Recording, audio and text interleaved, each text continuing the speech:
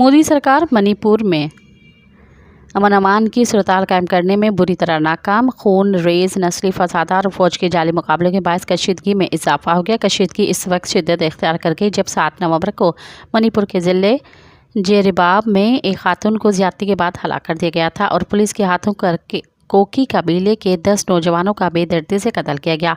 भारतीय पुलिस ने इनको दहशतगर्द करार दिया था, जबकि कोकी कबाइल ने उसकी तरदीद की। कोकी कबाइल के मुताबिक जाली मुकाबले में मारे जाने वाले अस्करियत पसंद नहीं बल्कि हमारे गांव के रजाकार थे।